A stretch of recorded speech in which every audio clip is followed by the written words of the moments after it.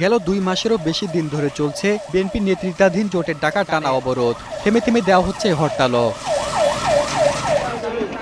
এতে শুরুর দিকে লাগামহীনভাবে বেড়েছিল রাজধানীর বাজারগুলোর নিত্যপণ্যের দাম। তবে এখনকার চিত্র অনেকটাই স্বাভাবিক। কেজি প্রতি 10 থেকে 15 টাকা কমেছে প্রায় সব ধরনের সবজির দাম।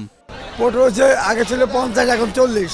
এখন তো মনে করেন কোনো জ্যাম নাই, সহজভাবে আইতে পারে, এর লেগে দাম কম। আগে আলু বেশি 15 টাকা, 14 13 টাকা, 12-10 টাকা। কেজিতে 5 থেকে 8 টাকা পর্যন্ত কমেছে মিনিকেট, নাজিরশাল সহ সব ধরনের চাল। কমেছে মশলা ও সয়াবিন তেলের দামও। নাজিরশাল যেটা আপনার আগে আসলে আপনি হলো 55-52 বেচতাম, 48-46। দারচিনি আগে ছিল 320 টাকা কেজি, এখন 280 থেকে 300 টাকা বিক্রি করতেছি। ইন্ডিয়ান জিরাটা 320 টাকা, এখন 280 টাকা। গরুর মাংসের দাম বাড়লেও কমেছে ব্রয়লার মুরগির দাম। আর মৌসুম না থাকায় বাড়তির দিকে ইলিশের দাম। ব্রয়লার এখন 160 টাকা, 150 টাকা বেচা হয়। আমদানি না থাকার কারণে আমাদের এই ক্রাইসিসটা রোডে দাঁড়ায় গেছে। নিত্যপণ্যের এমন দাম নেই কিছুটা স্বস্তিতে ভোক্তারা।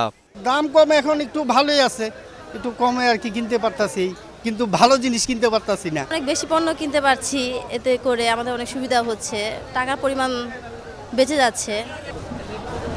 চলমান হরতাল অবরোধের কার্যত কোনো প্রভাব নেই রাজধানী এসব কাঁচা বাজারগুলোতে।